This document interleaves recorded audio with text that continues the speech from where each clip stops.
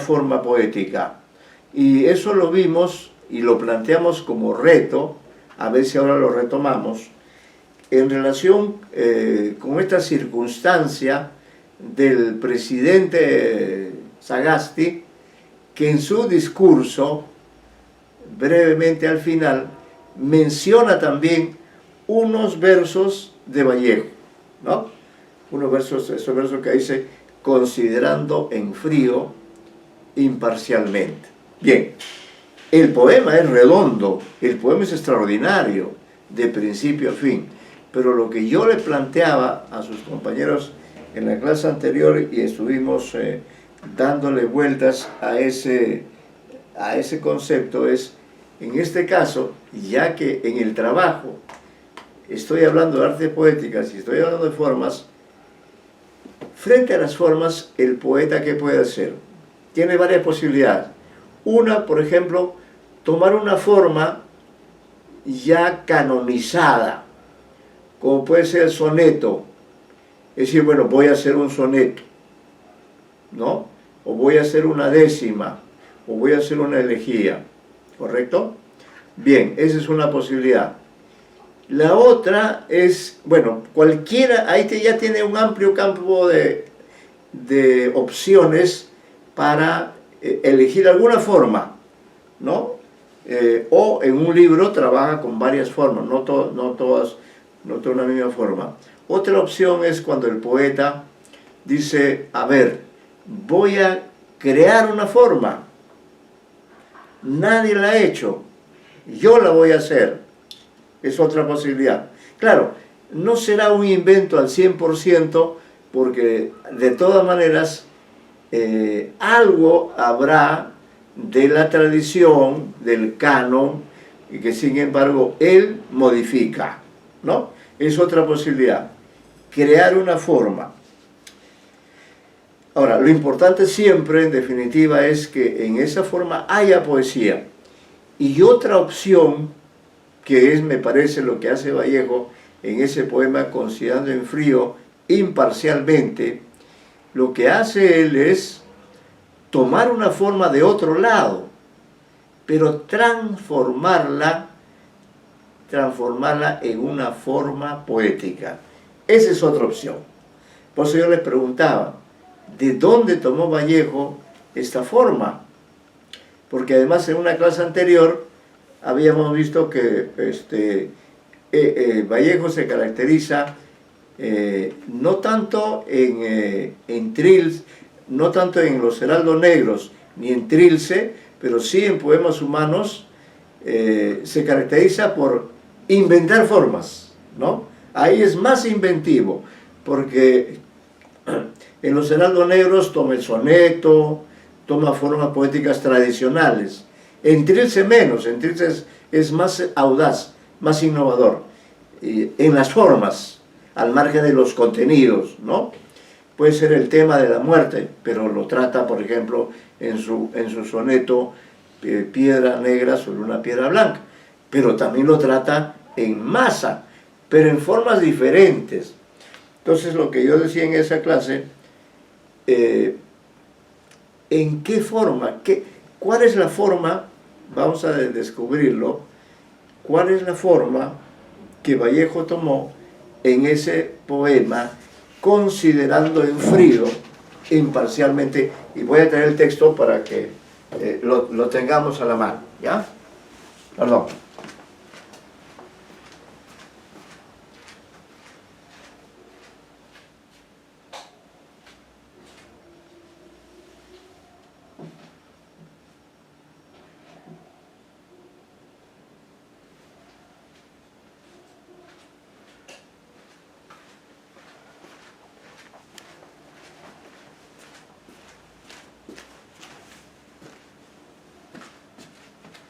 Acá está el poema.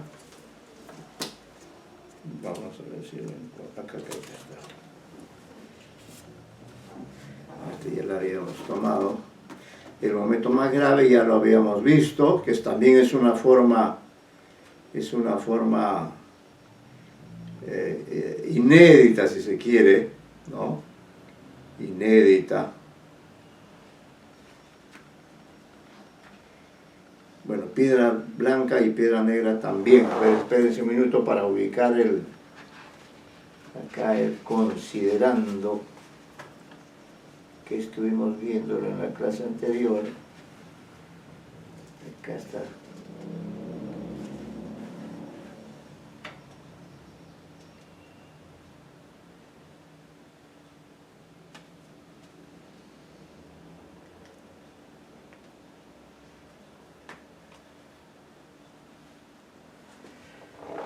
¿Dónde está este bendito poema? Poemas fechados, poemas sin fecha. Acá está. Página 530 de la edición de Gonzalo Vigil. 530. Ahí está el famoso poema que nuestro actual presidente leyó en en la parte final de su discurso, ¿no? El poema tiene 1, 2, 3, 4, 5, 6, 7 y podríamos decir 8 estrofas. Alguien me dijo, no sé si fue en este curso, alguien me dijo, lo cual no está mal, me dijo: profesor, creo que en ese poema Vallejo ha empleado 2 sonetos, pero no los ha empleado siguiendo la pauta del soneto, sino que ha agregado versos, ¿no? Bueno, yo le dije que si bien su intervención era válida porque aludía al hecho de las formas, sin embargo, no me parecía que esa era la forma que hubiera empleado Vallejo, ¿no? Entonces solo repito 2 estrofas, a ver si ustedes captan cuál es la forma. Yo creo que si hacen un pequeño esfuerzo, sí lo van a descubrir, y yo les di algunas pautas, ¿no? En el poema famoso, el poeta dice, solamente voy a leer dos estrofas, nada más. Considerando en frío, imparcialmente, que el hombre es triste, tose, y sin embargo se complace en su pecho colorado, que lo único que hace es componerse de días, que es lóbrego mamífero y se peina, considerando que el hombre procede suavemente del trabajo y repercute jefe, suena subordinado, que el diagrama del tiempo es constante diorama en sus medallas, y a medio abrir sus ojos estudiaron desde lejanos tiempos su fórmula famélica de masa, ¿no? Entonces termino con estos versitos que el señor Sagasti citó en su discurso político. Dice: considerando, este es el último considerando sus documentos generales y mirando con lentes aquel certificado que prueba que nació muy pequeñito, puntos suspensivos, le hago una seña, viene y le doy un abrazo emocionado. ¿Qué más da? Emocionado, emocionado. Muy bien. ¿Qué dicen ustedes? ¿Qué ha hecho Vallejo ahí en cuanto a la forma adoptada? ¿Qué dirían ustedes? No es un soneto, no es una oda. Verso libre. ¿Mm? Verso libre. Es verso libre, correcto, es un verso efectivamente libre, pero ¿qué más se podría agregar a esa observación de que es en verso libre? Pero diríamos, Vallejo tiene varios poemas así en verso libre, pero creo, ¿no? He leído a Vallejo, no diré que me acuerdo de todo, pero lo he leído, lo he releído. Pero como hay muchos poemas que están escritos en verso libre. Pero además de ese rasgo formal, ¿no?, que se señala, ¿qué otro rasgo formal o qué otro rasgo referente a la forma, ¿no?, se puede destacar en este poema? Y que lo hace precisamente tan singular. Claro, la temática, se diría, ¿no? La temática es extraordinaria, es la valoración que hace Vallejo del ser humano a lo largo, desde un punto de vista histórico, antropológico, psicológico, ¿no? Ahí está toda una laboral incluso, ¿no? Cubre este poema todos los aspectos del ser humano, ¿no?, en forma ciertamente metafórica y con versos que a veces son, bueno, algunos son legibles, como cuando dice, por ejemplo, se hace buen carpintero, suda, mata. Bueno, ya eso es palabras mayores. Y luego canta, almuerza, se abotona. ¿Se dan cuenta? Hace referencia a actividades que todos hacemos. Nos hacemos literatos nosotros, sudamos, matamos, puede ser que matemos el tiempo, no otra cosa. Luego canta, almuerza, ¿no?, se abotona. Pero vean ustedes este otro terceto, considerando también que el hombre es en verdad un animal. Y eso es algo que no podemos negar, ¿no? Nosotros sabemos ser productos, somos productos de la evolución animal. Es decir, somos unos animales en el sentido literal, que podríamos decir, ¿no? Entonces él dice, considerando también que el hombre es en verdad un animal, y no obstante, ¿no?, como decir, un conector, como decir, pero al voltear me da con su tristeza en la cabeza. Es un animal, pero es un animal que me da su tristeza, o me provoca tristeza, o siente tristeza. Y ya esos sentimientos, esas vivencias, pues ya es más complicado que se den en los animales, pero entre nosotros sí, ¿no? Entre nosotros sí, y estos sentimientos de tristeza provocan que el artista pueda crear poesía, ¿correcto? Muy bien. ¿Alguna otra hipótesis sobre la forma en sí? Profesor, sí, en el hecho de que, mire, los tres primeros versos, al ser más gruesos, digamos, que los que siguen, Ajá. también el tema que expresan son, por ejemplo, considerando en frío, el otro empieza considerando que el hombre procede suavemente el trabajo, Ajá. y la tercera dice sin esfuerzo. Entonces son temas que el hombre ve, digamos, en su materialidad, ¿no? Digamos, un César Vallejo, no sé si todavía marxista o materialista, pero en esos tres primeros versos, que casualmente son los más gruesos, Ya. explica, ¿no? Por ejemplo, la palabra lóbrego mamífero, Ajá. que luego sigue cuando dice, voltea a ver un animal, ¿no? O sea, ¿cuál es la diferencia entre un lóbrego mamífero y un animal? Es Claro. que cuando dices animal, al menos le quitas esas calificaciones y te vuelves un humano, ya Así que es. al final todos esos últimos versos, los delgados, se trata de la emoción, ¿no? Que le quiero, Ya. muy pequeño. Entonces, en ese sentido, también Ya. tiene Sí. esa transformación, ¿no? Primero, los versos más gruesos hablan sobre lo material y los versos más delgados sobre el afecto que tiene como hombre. Sobre, digamos, lo espiritual. Bueno, su aporte, señor Vizcarra, es valioso porque usted está estableciendo ya, y eso es un aporte suyo, está estableciendo una suerte de secuencialidad en cuanto al tratamiento del tema. Si el tema es la condición, si el tema es ¿qué es el hombre?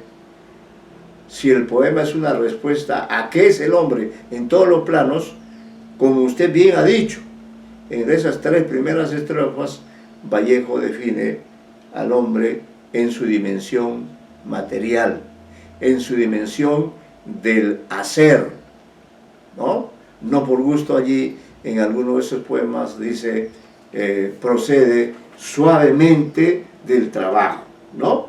Eso está allí. Por eso es bueno, soporto, señor Vizcarra. Y luego usted dice ya en los siguientes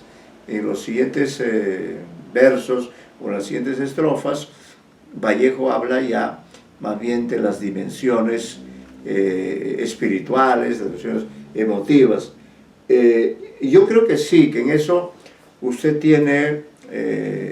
ha hecho una buena lectura, y eso me felicito porque este es un... Sí. Me dejo agregar solo que es un buen poema para justo un presidente que asciende en una crisis, ¿no? Un poema. Bueno, ya ese es también otro comentario válido, claro. Depende en qué circunstancias ha sido utilizado. Pero ha sido utilizado, veámoslo desde el punto de vista político, como bien dice usted, sí es un poema político, claro que sí, claro que es un poema político, ¿no? Lo que no quita aquello que ha señalado también el señor Vizcarra, que en esa visión política, ¿no? Hay por una parte referencia a cuestiones sumamente políticas, no solo políticas, marxistas, ¿no? Porque cuando Vallejo dice, por ejemplo, considerando que en la segunda estrofa, considerando que el hombre procede suavemente del trabajo, esa es la definición que da Marx del ser humano. El ser humano es producto del trabajo.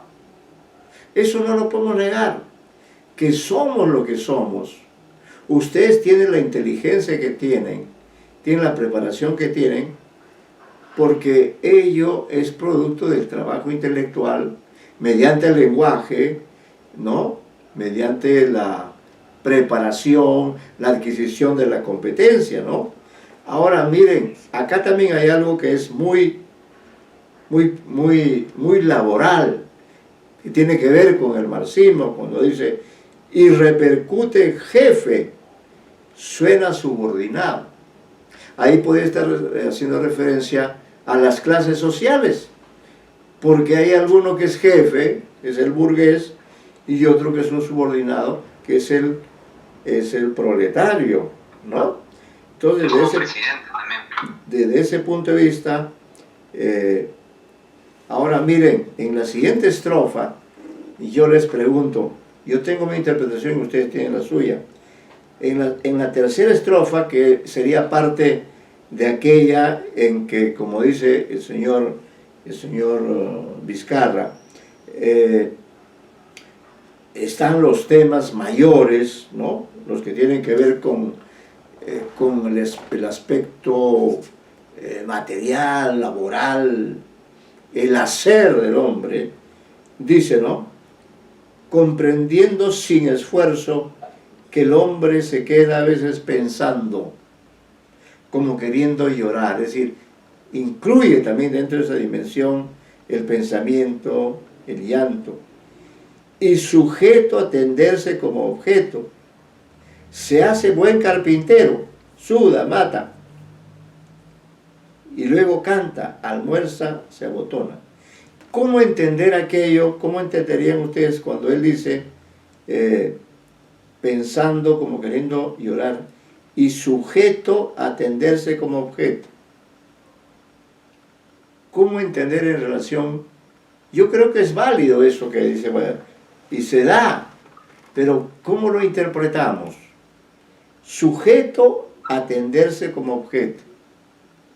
Profesora, en esa justo la que ha dicho, sujeto a tenderse como objeto, se puede, justo ese verso, como yo le digo, es la transición, ¿no? De lo material a lo es, y la transición no consta de las dos cosas, y de sujeto a objeto es un poco de lo subjetivo al objetivo, porque pensando y llorar, ¿no? Dice que pensando es, digamos, material, pero también el pensamiento es propio del ser humano que deviene a lo material y también deviene a lo espiritual, ¿no? El pensar, la facultad única del ser humano, ¿no?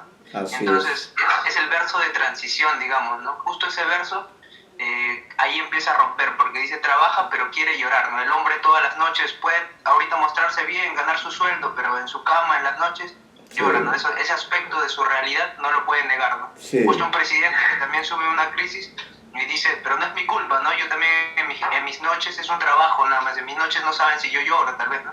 Algo así. Suda, dice. Sí, por eso le digo, esa interpretación es, parece pertinente, ¿no? Puede tener ese sentido. En todo caso, es un poema con una visión dinámica y dialógica del ser humano, es decir, del hombre como sujeto a cambios, ¿no? Como dice usted, sujeto a atenderse como objeto, ¿no? Ahora, esto también podría entenderse, esa es otra posible interpretación, ¿no? Que habla del tránsito de la vida a la muerte, porque cuando estamos vivos somos sujetos. Pero ojo, dice atenderse como objeto. ¿Qué pasa cuando morimos? Dejamos de ser sujetos, dejamos de ser personas y nos convertimos en objetos. Y quizá no por casualidad, pero el siguiente verso dice, se hace buen carpintero. El carpintero, ¿qué hace? El carpintero que hace el ataúd para que ese objeto no sea enterrado. Es una especulación, pero en todo caso Vallejo está hablando de cómo el ser humano es alguien que se transforma, ¿no? Suda. Profesor. Sí. Profesor, justamente del verso que se está hablando con respecto al sujeto a atenderse como objeto, yo lo había entendido desde otra perspectiva. A ver, díganos usted. Yo lo había entendido más a colocar al ser humano como desde el punto de vista capitalista. Creo que esa es una crítica justamente al capitalismo en ese verso, porque convierte al humano justamente en un objeto, en parte más de una masa. Así y es. por ende que hace remarque en que el hombre llora, piensa, en que esa es su parte humana y cómo por medio del trabajo y después de este verso lo complementa con se hace buen carpintero, Sí. A partir de la labor, convertirse parte del sistema, se convierte en un objeto en sí. Sí, me parece muy lúcida, muy pertinente, señorita Mitak, esta observación que usted realiza, efectivamente.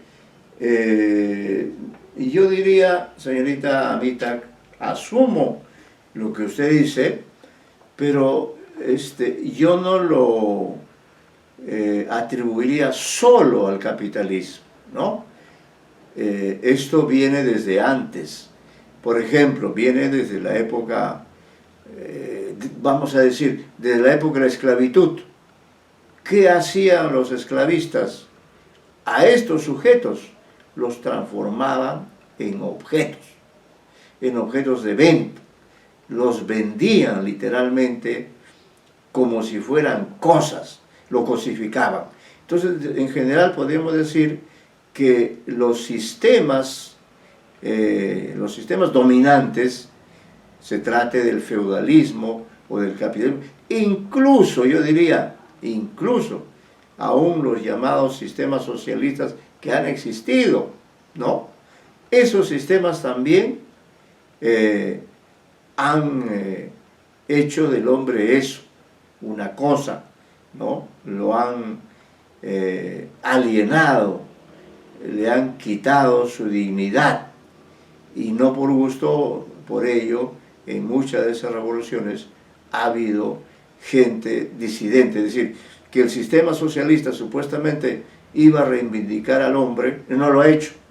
Por el contrario, en los sistemas que han existido, llámese la Unión Soviética, llámese incluso Cuba, ¿no? Y otros más que pueden haber existido a lo largo de la historia, o China, ¿no? Vemos que en esos sistemas supuestamente llamados a evitar la cosificación, ahí también, ¿no? Es propio de los sistemas que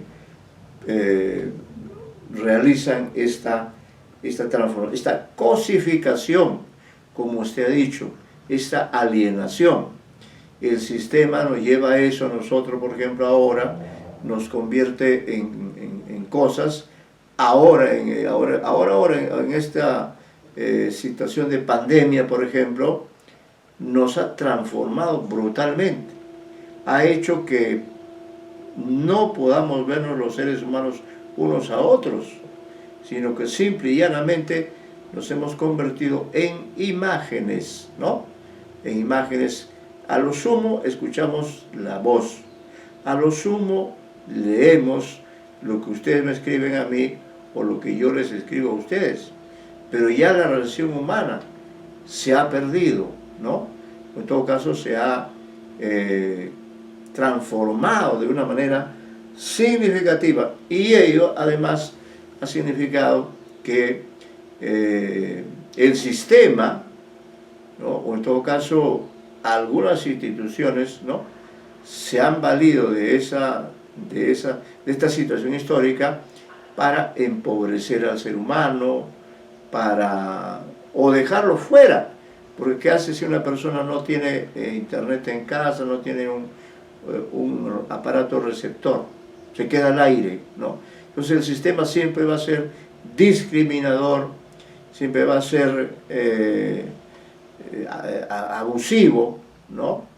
Va a tender hacia eso de mil formas.